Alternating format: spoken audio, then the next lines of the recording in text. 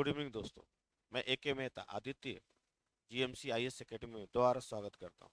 जैसा कि हम लोग लगातार करंट अफेयर्स सीरीज से लगातार जुड़े हुए हैं, ठीक है। और आज उस सीरीज का दूसरा चरण स्टार्ट हो गया है, जिसमें दूसरे चरण में आप जो थंबनेल देख रहे होंगे, तो इसमें आपको दिख रहा होगा पर्यावरणीय और जैव संरक्षण के संबंध में आज हम चर्चा करने वाले हैं।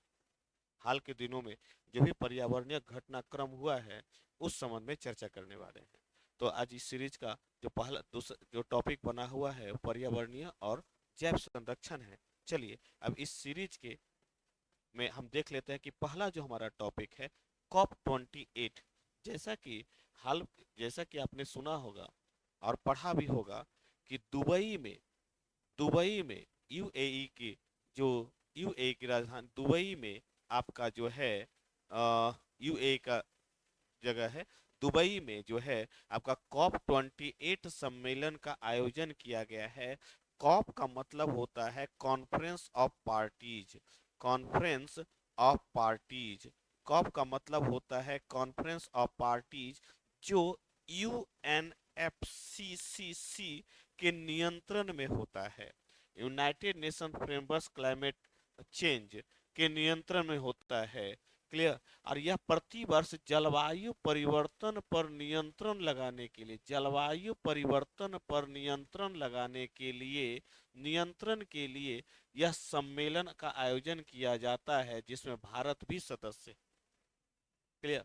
पहली बार इसकी अवधारणा 92 में आई थी। 95 से यह रेगुलर शुरू हो गया है, तब से COP 1, COP 2, COP 3 के नाम से जाना जाता है। अब जितने भी सम्मेलन होते हैं सॉरी जितने भी अब सम्मेलन होते हैं, सभी सम्मेलन कॉप के नाम से जाने जाते हैं।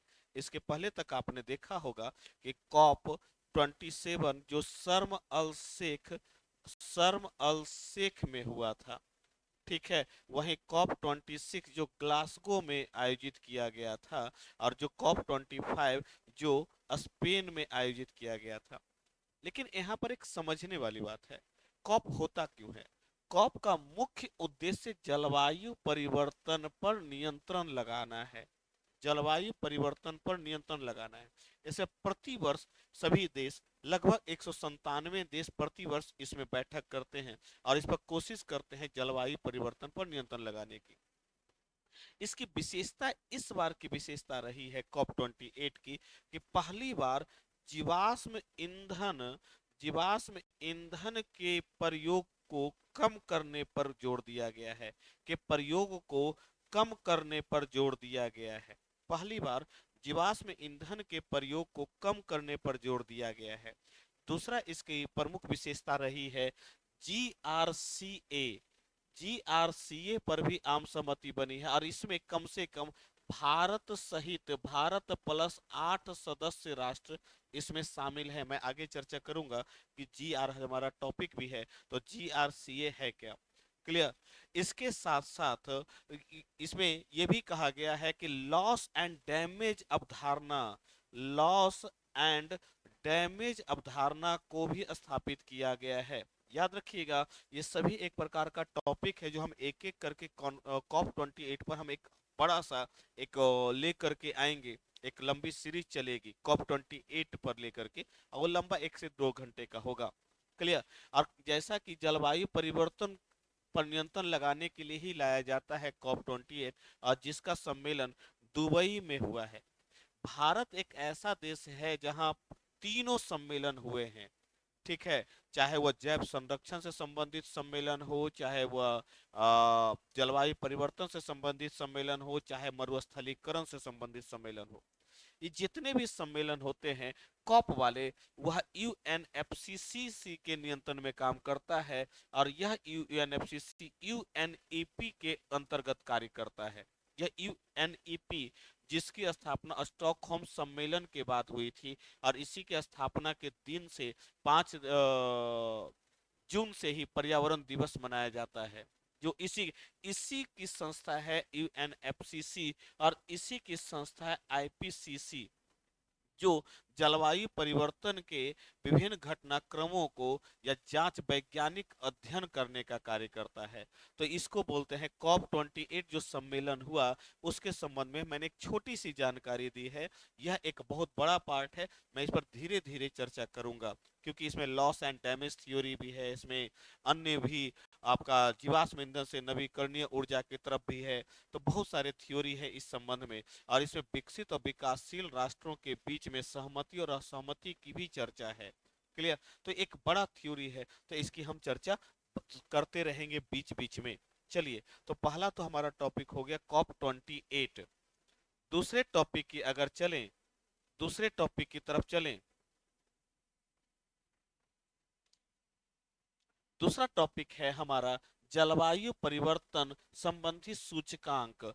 जलवायु परिवर्तन संबंधी सूचकांक हाल ही में जर्मन वॉच, जर्मन की संस्था है जर्मन वॉच के द्वारा इसे लाया गया था। और इसका नाम है, जो जर्मन वॉच जो संस्था है, इसका नाम है New Climate Institute, New Climate Institute और Climate Action Network. New Climate Institute, New Climate Institute, ठीक है, and Climate Action Network, action network, ठीक। इसी के संस्था के द्वारा, जर्मन की संस्था है जिसके माध्यम से जलवायु परिवर्तन सूचकांक जारी किया गया।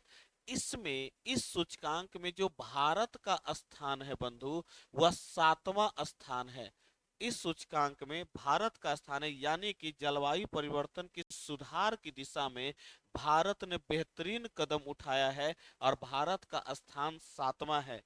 पहले, इसकी सबसे बड़ी विशेषता है कि पहले, दूसरे और तीसरे स्थान पर कोई देश नहीं है। पहले, दूसरे, तीसरे स्थान पर कोई देश नहीं है। चौथा, पांचवा और छठे स्थान पर देश हैं, जिसमें चौथे स्थान पर डेनमार्क, डेनमार्क आता है। क्लियर? फिर उसके बाद एस्टोनिया का नंबर आता है, और उसके बाद फिलीपींस का नंबर आता है, फिलीपींस का नंबर आता है।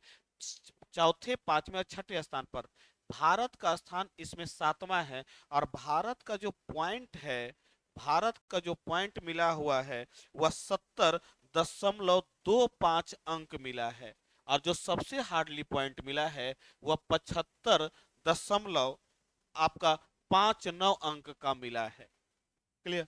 तो ये ध्यान रखने वाली बात है कि भारत का स्थान, इसमें यूएसए का स्थान और चाइना का स्थान पीछे है।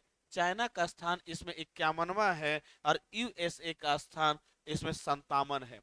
जलवायु परिवर्तन सूचकांक में भारत का स्थान 7वां है। और इस स्थान में क्यों बनाया जाता है जलवायु परिवर्तन सूचकांक? ताकि सूचकांक उस स्थिति को प्रदर्शित करे कि आपने अपने में कितना सुधार किया है, आपकी वास्तविक स्थिति क्या है। इसी वास्तविक स्थिति को सूचकांक के माध्यम से प्रदर्शित किया जाता है। भारत ने पिछले वर्ष के मुकाबले इसमें सुधार किया है। और इस जो सूचकांक बनाई जाती है, वह 4 श्रेणियों में बनाई जाती है। सूचकांक जो बनाई जाती है, वह 4 श्रेणियों में बनाई जाती है, जिसमें प्रथम श्रेणी के तहत, जिसमें जीएचजी इमिशंस को शामिल किया जाता है, जिसका योगदान 40% है। क्लाइमेट नीति को शामिल किया जाता है, जिसका योगदान 20% है। रेन्यूएबल एनर्जी को शामिल किया जाता है, जिसका योगदान 20% है। और एनर्जी यूज को, यानी कि ऊर्जा उपभोग को शामिल किया जाता है, जिसका योगदान 20% है। इन चार श्रेणियों में ही, इन 4 श्रेणियों में ही जलवायु परिवर्तन सूचकांक को जारी बनाया जाता है और इसे जारी किया जाता है। इसे जारी करने का काम जो करता है, वह करता है आपका जर्मन वॉच की संस्था। क्लियर? तो ये एक आपका तो दूसरा पॉइंट हुआ कि जर्मन ये जलवायु परिवर्तन सूचकांक के संबंध में क्या, अगर इसे क्वेश्चन पूछा जा सकता है तो कैसे पूछा जाएगा? तो आप दे देगा, जलवायु परिवर्तन, हाल ही में जलवायु परिवर्तन के संबंध में कौन सा कथन सत्य है, और क्वेश्चन दे देगा कि इसे जारी, इसे जारी कर, इसे जो जारी किया जाता है वो जर्मन वॉच के द्वारा जारी किया जाता है। दूसरा ऑप्शन दे देगा आपसे कि इस यह 4 श्रेणियों पर आधारित है, यह 4 श्रेणियों पर तीसरा ऑप्शन दे देगा पहले दूसरे तीसरे स्थान पर कोई देश शामिल नहीं है, और चौथा ऑप्शन दे देगा भारत का स्थान इसमें 7वां है, और option A B C D करके कूट बना करके दे देगा। इस तरीके का बड़ा कंफ्यूजन रहता है, तो जब तक आपका पूरा डिटेल्स नहीं पता रहेगा आप क्वेश्चन सॉल्व नहीं कर पाएंगे। तो ध्यान रखिएगा, जलवायु परिवर्तन सूचकांक 4 श्रेणियों पर आधारित है। Energy use, renewable energy, GHG, emissions यानी कि ग्रीन हाउस गैस उत्सर्जन, और जलवायु नीति पर आधारित है। पहला तो क्लियर हो गया, COP28 जो मैंने कहा, और दूसरा जलवायु परिवर्तन सूचकांक। चलिए हम अगले टॉपिक की तरफ चलते हैं। दूसरा है, हाल ही में भारत सरकार ने औद्योगिक क्षेत्र के लिए विशिष्ट मानक तय किया है। औद्योगिक क्षेत्र के लिए एक्चुअली नदियों में जो रसायनों का जो प्रवेश हो जाता है, नदियों में अपशिष्ट पदार्थों, नदियों में अपशिष्ट पदार्थों और रसायनों के मिश्रण से बचाने के लिए, तथा रसायनों के मिश्रण से बचाने के लिए भारत सरकार के पर्यावरण मंत्रालय ने पर्यावरण एवं वन मंत्रालय ने है जो इस संबंध में नीति जारी किया है और उसके लिए विशिष्ट मानक तय किए हैं। क्लियर। और यह क्या है, तो नदियों के संरक्षण के लिए यह किया गया है, नदियों के संरक्षण के लिए भारत सरकार द्वारा किया गया है। और इसमें टोटल 80 औद्योगिक क्षेत्रों को शामिल किया गया है। इसके लिए 80 औद्योगिक क्षेत्रों के को शामिल किया गया है। टोटल 80 औद्योगिक क्षेत्रों को इसमें शामिल किया गया है।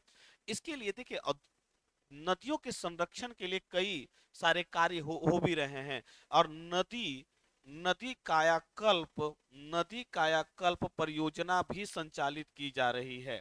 और इसके साथ साथ नमामि गंगे राष्ट्रीय स्वच्छ मिशन भी लॉन्च किया गया है। ठीक है, तो यह जो है अपशिष्ट पदार्थों तथा रसायनों के बचाने के लिए 80 औद्योगिक क्षेत्रों के लिए विशिष्ट मानक तय किया गया है। अच्छा, इसमें कार्यवाही का भी अधिकार दिया गया है। जो कार्यवाही होगी बंधु, वह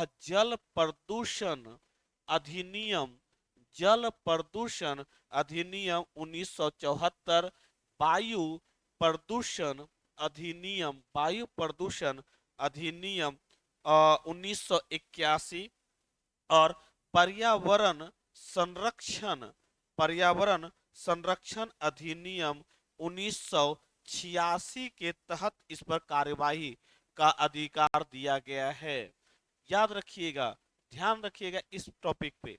औद्योगिक क्षेत्रों का मानक जो तय किया गया है वो नदियों के अपशिष्ट पदार्थों तथा रसायनों से बचाने के लिए किया गया है। क्लियर। जो पर्यावरण मंत्रालय के तहत संचालित होगा, और यह इसमें 80 औद्योगिक क्षेत्रों के लिए अभी बनाया गया है। और इसमें इसका मुख्य उद्देश्य नदियों का संरक्षण करना, नदियों के माध्यम से जैव विविधता को संरक्षण करना है। ठीक है, इसके में जो कार्यवाही करने तक का अधिकार दिया गया है, और जो एक्शन लिया जाएगा वो 3 कानूनों के आधार पर लिया जाएगा। जल प्रदूषण नियंत्रण अधिनियम 1974, वायु प्रदूषण अधिनियम 1981 और पर्यावरण संरक्षण अधिनियम 1986 के तहत इस पर संचालन किया जाएगा, यानी कार्यवाही की जाएगी। क्लियर। अच्छा, इसके नदियों के संरक्षण के लिए नदी कायाकल्प परियोजना भी संचालित किया जा रहा है। और जैसा कि हमने अगर आप देखेंगे तो अगले वीडियोज में, अब अगले टॉपिक में रखा भी है नदी कायाकल्प कार्य योजना। और नदी कायाकल्प कार्य योजना का मुख्य उद्देश्य सीवेज सिस्टम को बेहतर बनाना है। और इसके तहत नगर पालिका को भी अधिकार दिया गया है, नगर पालिका को भी अधिकार दिया गया है। ठीक है, नगर पालिका सीवेज प्रबंधन को बेहतर बनाना है नदी कायाकल्प परियोजना में। और इसके अंतर्गत ही नदियों के दोनों किनारों में ध्यान रखिएगा, दोनों किनारों पर वृक्षारोपण वृक्षारोपण जैसे कार्यक्रम भी संचालित किए जा रहे हैं, ताकि नदियों का बेहतर संरक्षण किया जा सके, उसका डेवलपमेंट किया जा सके। तो नदी कायाकल्प योजना के तहत नगरपालिका के माध्यम से सीवेज सिस्टम को बेहतर बनाना है, जिसका उद्देश्य नदियों का संरक्षण करना है, और नदियों के संरक्षण के माध्यम से जैव विविधता का संरक्षण करना है। इसी के साथ साथ चाहे इसके साथ बाढ़ प्रबंधन करना हो, नहीं, ये सारा कार्य नदी कायाकल्प परियोजना के तहत ही होगा। तो जैसा कि अभी हमने कहा कि 80 जो मानक तय किए गए हैं, उस 80 मानक में आपका, क्योंकि 80 जो क्षेत्र तय किए गए हैं औद्योगिक क्षेत्रों के लिए, जो विशिष्ट मानक तय किए गए हैं, उसमें से इसमें नदी कायाकल्प परियोजना भी पहले से चल रही है, और इसी का एक विस्तारित स्वरूप है ताकि नदियों को बचाया जा सके। तो एक दो बातें आपका क्लियर हो गया। तो एक तो नदी कायाकल्प कार्य योजना क्या है, तो नदी कायाकल्प कार्य योजना से क्या होगा, तो नदियों का संरक्षण करना होगा, जिससे सीवेज सिस्टम को बेहतर बनाया जा सके, तथा रसायन और अपशिष्ट को नदी में गिरने से बचाया जा सके, उसका पहले ही निस्तारण हो जाए। इसके लिए साथ साथ इसके साथ साथ बाढ़ प्रबंधन को भी इसमें शामिल किया गया है, और इसके साथ साथ दोनों किनारों पर वृक्षारोपण जैसी व्यवस्था को भी बढ़ावा दिया जा रहा है। तो एक मोटा मोटी आपके पास नदी कायाकल्प योजना का एक आप ये क्या बोलते हैं इसको, एक स्वरूप आपको मिल गया है। चलिए अब अगले टॉपिक की तरफ चलते हैं। अब अगले टॉपिक की तरफ चलते हैं। तो हिमालयी गोरल, अच्छा ये तो हो गया आपका। अब एक हिमालयी गोरल, अच्छा आपको हिमालयी गोरल के संबंध में इसलिए मैं इस पर चर्चा कर रहा हूं कि इसमें वीआरटी यानी कि Valmiki reserve tiger reserve VTR, Valmiki tiger reserve VTR भी इसमें चर्चा में है। एक्चुअली हिमालयी गोरल जो है ना, वह बकरी प्लस हिरन के स्वरूप का दिखता है, बकरी और हिरन के स्वरूप का दिखता है, और आईयूसीएन के रूप में, आईयूसीएन में यह रेड लिस्ट में शामिल है, और संकटपन प्रजाति है, संकटपन प्रजाति है। क्लियर, यह बकरी और हिरन के समान दिखता है, और क्योंकि हिमालय क्षेत्र में, अच्छा यह जो पाया जाता है ना, यह आपका हिमालय के तराई भागों में आपको ज्यादा दिखेगा। तो यह ज्यादातर आपको तिब्बत, नेपाल, दक्षिणी तिब्बत, नेपाल, ठीक है, आपका भारत, पाकिस्तान का क्षेत्र, ठीक है, तो ये इसमें भूटान, इन देशों में आपको ये दिखाई देगा।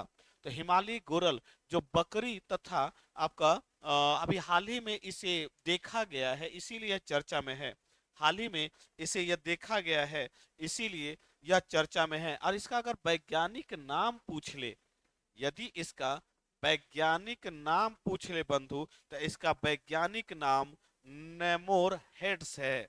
इसका वैज्ञानिक नाम यदि पूछ ले तो इसका वैज्ञानिक नाम नेमोर हेड्स है। अभी यह देखा गया है, और क्योंकि यह बीटीआर वाल्मीकि टाइगर रिजर्व में भी यह, क्योंकि हिमालय से सटा हुआ है, ठीक है, तराई क्षेत्र से सटा हुआ है पश्चिमी चंपारण में, क्लियर, तो वहां पर भी इसके प्रमाण मिले हैं, वहां भी ये देखा गया है। मैंने कहा ना कि आईयूसीएन के रेड लिस्ट में संकटपन प्रजाति में शामिल है, तो इसके बचाव के लिए सरकार द्वारा प्रयास भी किए गए हैं। और याद रखिएगा, वन्य जीव संरक्षण अधिनियम 1972 के अनुसूची 3 में भी यह सूचीबद्ध है। वन्य जीव संरक्षण अधिनियम, वन्य जीव संरक्षण अधिनियम 1972 के अनुसूची 3 में भी यह सूचीबद्ध है, अनुसूची 3 में भी यह सूचीबद्ध है, और यह कार्य कर रहा है, ठीक है। इस पर बचाने के लिए कई सारे प्रयास किए जा रहे हैं। तो हिमालयी गोरल हाल ही में चर्चा में है, ठीक है। तो ध्यान रखिए, क्योंकि यह बिहार से जुड़ा हुआ है, क्योंकि यह बिहार से जुड़ा हुआ है, इसलिए पीटी में यह संभावना बनती है आने का, तो ध्यान रखिएगा। क्लियर, चलिए अगले क्वेश्चंस की तरफ चलते हैं।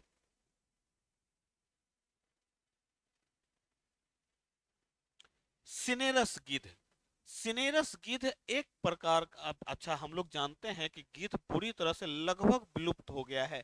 हाल ही में दिल्ली में इसे देखा गया है, हाल ही में दिल्ली के असोला भट्टी वन्य जीव अभयारण्य में देखा गया है। असोला भट्टी वन्य जीव अभयारण्य में इसको देखा गया है। दिल्ली में वन्य जीव अभयारण्य में इसको देखा गया है। क्लियर। और ये आखिरी बार ये दिखा था 1969 में, और ये हाल ही में, ये आखिरी 1969 में दिखा था। हाल ही में 9 दिसंबर 2023 को, 9 दिसंबर 2023 को दिल्ली में देखा गया है सिनेरस गिद्ध। ठीक है। और यह जो गिद्ध है ना, एक प्रकार का एक्सिपिट्रेड फैमिली से जुड़ा हुआ है। एक्सिपिट्रिडे फैमिली से जुड़ा हुआ है। एक्सिपिट्रिडे फैमिली से जुड़ा हुआ है। और वह उसका एक बड़ा शिकारी पक्षी है। एक बड़ा शिकारी पक्षी है। और जैसा कि हम लोग जानते हैं कि गिद्ध वह है जो मरे हुए जीवों को, एक प्रकार का सैनिक है पर्यावरण का, जो मरे हुए जीवों को अपने भोजन के रूप में प्रयोग करता है और पर्यावरण को बचाने का कार्य करता है। लेकिन लगातार पेस्टिसाइड्स के प्रयोग से, ठीक है, यह धीरे धीरे समाप्त होता चला गया। अभी हाल ही में इस पर ये दिखा है असोला भट्टी वन्य जीव अभयारण्य दिल्ली में। असोला भट्टी वन्य जीव अभयारण्य दिल्ली में दिखा है 9 दिसंबर 1946 को। इसे आमतौर पर काला गिद्ध भी बोलते हैं। इसे आमतौर पर काला गिद्ध, अगर कहेगा काला गिद्ध कहाँ हाल के दिनों में दिखा है, या भिक्षु गिद्ध भी बोलते हैं। भिक्षु गिद्ध भी बोलते हैं इसको। तो कहेगा किस फैमिली से बिलोंग करता है, तो एक्सपेक्टेडिया फैमिली से बिलोंग करता है। और यह सबसे बड़ा शिकारी पक्षी है जो शिकार, ऑब्वियस बात है क्योंकि यह मांसाहारी पक्षी है और उसी का सेवन करता है, मृत जीवों को सेवन करता है। क्लियर। तो यह, अच्छा, ज्यादातर यह जो पक्षी है वह यूरोप तथा मध्य एशिया में खास करके देखा जाता है। ज्यादातर यह जो पक्षी है वह यूरोप प्लस मध्य एशिया में यह पाया जाता है। हाल ही में भारत में भी देखा गया है, इसलिए यह चर्चा में है। तो एक जरूर देखिएगा। और आईयूसीएन के अनुसार, आईयूसीएन के अनुसार यह रेड लिस्ट डाटा में है, रेड लिस्ट में है और संकटपन प्रजाति में है, संकटपन प्रजाति में है। ठीक है, ये जरूर ध्यान रखिएगा। क्लियर। अच्छा, ये ध्यान रखिएगा आईयूसीएन है क्या था। आईयूसीएन जैव संरक्षण की दिशा में, जैव संरक्षण की दिशा में कार्य करने वाला एक संस्था है जो जिसका मुख्यालय स्विट्जरलैंड में है, स्विट्जरलैंड में है। और यह हमेशा डाटा बुक जारी करता है, यह लिस्ट जारी करता है, बुक नहीं बोलते, लिस्ट जारी करता है, जो स्थिति को बताता है कि किस प्रकार से जैव संरक्षण को नुकसान हो रहा है, क्या कितना जीवों की संख्या बढ़ी है, घटी है, कौन संकटपन प्रजाति में है। तो हमेशा यह चर्चा में है और प्रभावशाली रहता है। और हम लोग मेंस में जब लिखते हैं तो इसके संबंध में इसका उदाहरण भी कभी कभी, इसका रिपोर्ट भी देते हैं आईयूसीएन के अनुसार। क्लियर। या आईयूसीएन रिपोर्ट के आधार पर। अब तो ये बड़ा इंपॉर्टेंट रहता है आईयूसीएन। ठीक है, तो सिनेरस गिद्ध आपको क्लियर हो गया। चलिए अब अगले टॉपिक है कूनो वन उत्सव। कूनो वन उत्सव हाल ही के दिनों में, जैसे कच्छ अभयारण्य में, जैसे कच्छ अभयारण्य में जो गुजरात में होता था, कच्छ अभयारण्य के आधार पर ही कूनो उत्सव मनाने की घोषणा हुई है। कूनो उत्सव मनाने की घोषणा हुई है। अच्छा, हम लोग कूनो जानते हैं कि कूनो वन्य जीव अभयारण्य है, वन्य जीव अभयारण्य है कूनो। और जो बाद में राष्ट्रीय उद्यान भी बन गया, जो बाद में राष्ट्रीय उद्यान भी बन गया है। अच्छा, कूनो बड़ा चर्चा में है क्योंकि कूनो से ही 2022 में प्रोजेक्ट चीता लॉन्च किया गया था। कूनो से ही प्रोजेक्ट चीता लॉन्च किया गया था, चीता लॉन्च किया गया था। क्लियर। और अफ्रीका से, नामीबिया से जो चीते लाए गए थे, जो प्रधानमंत्री द्वारा जो छोड़ा गया था। क्लियर। तो कूनो वन्यजीव अभयारण्य में ही है। क्लियर। और वहीं पर कूनो उत्सव मनाया जाएगा, कूनो उत्सव मनाया जाएगा जो कच्छ अभयारण्य के, जो कच्छ अभयारण्य के आधार पर है। इसमें लगाए जाएंगे, इसमें टेंट लगाए जाएंगे। जैसे आप देखे होंगे कच्छ में कि बहुत सारे टेंट लगाए जाते हैं और वहां पर बहुत सारे लोग, तो यह दर्शकों के लिए, वह वहां के जो पर्यटक है, पर्यटन को बढ़ावा देने के लिए इस व्यवस्था को लाया गया है। पर्यटन को बढ़ावा देने के लिए कूनो वन उत्सव को लॉन्च किया गया है। यह देखिए, अच्छा कहेगा कहाँ लॉन्च किया गया है, तो एक जगह है सियोपुर, एक जगह है सियोपुर मुरैना, सियोपुर मुरैना जगह पर लॉन्च किया गया है। और इसके तहत चीता सफारी को भी बढ़ावा दिया जा रहा है। चीता सफारी, पहली बार चीता सफारी कूनो वन उत्सव में ही लाया जाएगा। क्लियर। और वहीं पर प्रोजेक्ट चीता भी चला है। कई सारे वन्य जीव संरक्षण अधिनियम 1972 के तहत कई, आपने सुना होगा, project tiger, project elephant, project गैंडा, कई प्रकार के जीवों के संरक्षण के लिए लाया गया है। और हाल ही में क्योंकि कोनो चर्चा में रहा है, और वहीं पर इस प्रकार के महोत्सव स्टार्ट किए गए हैं। यहाँ पर 50 टेंट सिटी बनाए जाएंगे, 50 टेंट सिटीज बनाए जाएंगे, तो 10 वर्षों के लिए होगा, 10 वर्षों के लिए होगा। इसका मुख्य उद्देश्य पर्यटन को बढ़ावा देना है। इसका मुख्य उद्देश्य जो है वह पर्यटन को बढ़ावा देना है। क्लियर। तो इसको तो वन्य, अब ये वन्य जीव अभ्यारण्य से बाद में इसको राष्ट्रीय उद्यान में भी तब्दील कर दिया गया। 2018 में इसको राष्ट्रीय उद्यान बनाया गया। और चीता के लिए कहा जाता है कि सबसे बेस्ट, चीता के डेवलपमेंट के सबसे बेस्ट है, क्योंकि वहाँ कई सारे प्रजातियां भी पाई जाती है, कई सारे जीव है, ताकि उनको प्रॉपर शिकार मिल सके, भोजन मिल सके। लेकिन ये भी देखा गया है कि नामीबिया से लाए गए चीते, जहां तक मुझे जानकारी है कि 4 या 5 में पढ़ा था कि 4 या 5 चीते हैं जो डेथ कर गए थे। बहुत कम चीतों की संख्या बची। हालांकि यहाँ पर बच्चा को जन्म दिया है, मादा चीतों ने बच्चे को जन्म दिया है। एक दो बच्चा मुझे लगता है कि उसमें नहीं बचा। ठीक है। तो ये बड़ा चर्चा में रहता है कुनो वन उत्सव, कुनो, और कुनो वन उत्सव चर्चा में था, इसलिए मैंने इसे बताने की कोशिश की। चलिए, नदी कायाकल्प योजना मैंने बता दिया है। राष्ट्रीय स्वच्छ गंगा मिशन, राष्ट्रीय स्वच्छ गंगा मिशन, मैंने अभी कुछ देर पहले कहा था कि भारत ने है जो कॉप 28 के तहत जीआरसीए बनाया है, ग्लोबल रिवर सिटी अलायंस। ठीक है। एक जो बनाया है कॉप 28 सम्मेलन के दौरान जो बनाया गया है, ग्लोबल, ठीक है, रिवर सिटीज। भारत में ये पहले से चल रहा है। इसी भारत के तर्ज पर ही, नदी कायाकल्प के तर्ज पर ही जीआरसीए को लाया गया है। ठीक है। और इससे प्रभावित होकर के, भारत से प्रभावित होकर ही 8 अन्य देश जिसमें डेनमार्क शामिल है, ऑस्ट्रेलिया शामिल है, ठीक है, 8 अन्य देश, इसमें नीदरलैंड शामिल है, इसमें शामिल हुए हैं। और इसका उद्देश्य है, जीआरसीए का उद्देश्य है कि भैया कि कैसे रिवर के साथ साथ सिटीज का भी विकास किया जा सके। क्लियर। अब भारत में राष्ट्रीय स्वच्छ गंगा मिशन, जल संसाधन मंत्रालय, राष्ट्रीय स्वच्छ गंगा मिशन ऑलरेडी जल संसाधन मंत्रालय के तहत संचालित हो रहा है। और शहरी आवास मंत्रालय भी उसमें शामिल है, शहरी आवास मंत्रालय भी उसमें शामिल है राष्ट्रीय स्वच्छ गंगा मिशन के तहत। और हाल ही में राष्ट्रीय स्वच्छ गंगा मिशन के तहत ही, ध्यान रखिएगा, भारत में पहले से आरसीए चल रहा है, रिवर सिटीज चल रहा है, ठीक है, तो उसी में भारत जल संसाधन और शहरी आवास मंत्रालय के तहत ही चल रहा है, ध्यान रखिएगा।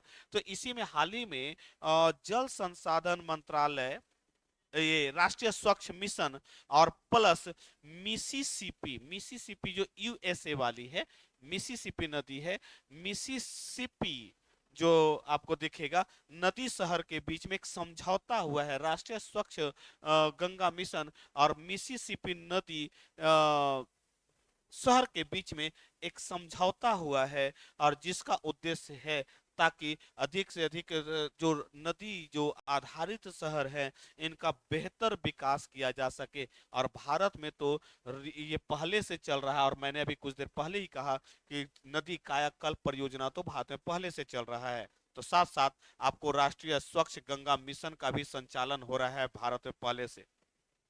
क्लियर। तो यदि क्वेश्चन पूछा जाएगा तो आपसे बन जाएगा। अच्छा, ये जो कभी कभी आपसे पूछा जाए कि कब आया था राष्ट्रीय स्वच्छ गंगा मिशन, तो 2011 में लॉन्च हुआ था, 2011 में। अब तो गंगा को स्वच्छ करने के लिए नमामि गंगे जैसी परियोजना का भी एकीकृत संचालन किया जा रहा है, ताकि अपशिष्ट का भी संरक्षण किया जा सके, अपशिष्ट से नदियों को बचाया जा सके, और साथ ही आपको नदियों के साथ साथ नदियों का विकास करते हुए उसके साथ साथ शहरों का भी विकास किया जा सके। ठीक है, तो ये एक चर्चा में था, इसीलिए मैंने इसे बताया। क्योंकि चर्चा में आप इसको हम इसलिए क्योंकि कॉप 28 सम्मेलन के दौरान ये सारी घटनाएं हुई थी, तो कॉप 28 सम्मेलन से ही जुड़ा हुआ टॉपिक था ये, इसलिए मैंने इसको अलग अलग करके बताने की कोशिश किया ताकि समझने में आसानी हो जाए। क्लियर। देखते हैं आगे भी कोई टॉपिक है या नहीं। चलिए, क्लैम। क्लैम चर्चा में आया है। क्लैम एक प्रकार का समुद्री जीव है। क्लैम एक प्रकार का समुद्री जीव है, ठीक है, जो हाल ही में क्रोएशिया में मिला है। क्रोएशिया में 10 की संख्या में क्लैम पाया गया है। क्लैम एक ऐसा है जो एक फिल्टर करने का काम करता है, जो समुद्री पानी को फिल्टर करने का काम करता है और एक नए पारिस्थितिक तंत्र का निर्माण करता है। यह ज्यादातर जो क्लैम है वह उत्तरी अमेरिका के क्षेत्र में पाया जाता है। एक्चुअली भूमध्य सागर में हुआ यह था कि भूमध्य सागर में कोई एक घातक बीमारी क्रिएट हो गई थी, और घातक बीमारी के कारण है जो बहुत सारे समुद्री जीव, जिसमें क्लैम बोलते हैं उसको, समुद्री जीव नष्ट हो गए थे। और हाल ही में 10 की संख्या में क्रोएशिया में यह मिला है। क्रोएशिया में मिला है, और जबकि यह ज्यादातर उत्तरी अमेरिका में पाया जाता, तो क्लैम बड़ा चर्चा में रहेगा। तो कभी कभी पीटी के रूप में यहाँ से क्वेश्चंस बनता है। अच्छा, क्रोएशिया का एक बंदरगाह है वर्सर बंदरगाह। क्रोएशिया का एक बंदरगाह है वर्सर बंदरगाह में आपको यह मिला है। तो अगर कहेगा क्लैम क्या है, तो एक प्रकार का समुद्री जीव है। समुद्री जीव है जो क्रोएशिया के बरसर बंदरगाह, अच्छा बरसर बंदरगाह भी पूछा जा सकता है, तो क्रोएशिया के बरसर बंदरगाह में मिला है। क्या था, तब भूमध्य सागर में घातक बीमारी उत्पन्न होने के कारण यह क्लैम धीरे धीरे खत्म हो गया। ठीक है, अब इसी को लेकर के, इसे संरक्षण को लेकर के इस पर कार्य किए जा रहे हैं। अच्छा, ज्यादातर यह क्लैम जो होता है ना, समुद्र तल के नीचे रहता है। ज्यादातर यह क्लैम जो है ना, समुद्र तल और रेत के नीचे रहता है। क्लियर। और इस अपने यह पानी को फिल्टर करने का काम करता है, पानी को फिल्टर करने का काम करता है और अपना पारिस्थितिक तंत्र बना लेता है, एक नया इकोसिस्टम बना लेता है। क्लैम की विशेषता यह है कि ज्यादातर समुद्र तल में रहता है, ठीक है, और नदी में भी ऐसे पाया जाता है। ठीक है, तो वहां पर वह नीचे की ओर, यानी कि वहां पर पानी को फिल्टर करता है और एक प्रकार का इस तरीके से वह एक नया इकोसिस्टम का निर्माण कर देता है सागर के अंदर। क्लियर। तो क्लैम बड़ा चर्चा में रहता है, इसको बचाने के लिए आईयूसीएन के द्वारा भी कार्य किए जा रहे हैं, और कई समुद्री जीवों को संरक्षण के लिए कार्य किया। आईयूसीएन जो लिस्ट जारी करता है, उसमें इसको संकटपन प्रजाति के रूप में शामिल किया है। क्लियर। चलिए आगे देखते हैं, कोई और टॉपिक बचा हुआ है? नहीं। तो आज के लिए आपका तो दासों आपके पास चारों टॉपिक जो भी सम्मिलित थे, चाहे वो कॉप 28 हो, क्लैम हो, आपका राष्ट्रीय गंगा स्वच्छ मिशन हो, आपका नदी कायाकल्प योजना हो, आपका है जो हिमालय गोरल हो, ठीक है, मानक औद्योगिक क्षेत्रों के लिए विशिष्ट मानक का निर्धारण करना हो, यानी कि पर्यावरण के संबंध में सारा क्वेश्चन, सारा टॉपिक आपका हो गया है। यानी कि 10 दिसंबर से लेकर के 17 दिसंबर के बीच में जो भी पर्यावरण घटनाक्रम हुआ है, वो सारे टॉपिक कवर हो गए हैं। हाँ, मैं फिर से कह रहा हूँ, इसमें कॉप 28 एक अलग चलेगा, यह एक लंबी श्रृंखला होगी। COP special COP, conference of parties में स्पेशल पढ़ाऊंगा, कॉन्फ्रेंस ऑफ पार्टीज, ताकि इससे जुड़े हुए सारे स्टॉकहोम सम्मेलन से चर्चा करूं। तो एक लंबी क्लास, टाइम मिलेगा तो एक लंबी क्लास जल्द से जल्द इस संबंध में लेकर के आऊंगा पर्यावरण, ताकि जब यूपीएससी के एग्जाम में भी बैठे या बीपीएससी के एग्जाम में बैठे, तो पर्यावरण के संबंध में सारे क्वेश्चन सॉल्व हो पाए। ठीक है, तो एक हमने एक छोटी सी एक शुरुआत की है, हो सकता आपको अच्छा लगा होगा। अगर इसमें आप सुझाव देना चाहते हैं तो जरूर हमें बताएं। आप कमेंट कर सकते हैं और दूसरे लोगों को भी आप भेजिए ताकि उन्हें भी इसका लाभ मिल सके। तो आज के लिए धन्यवाद। शुभ रात्रि।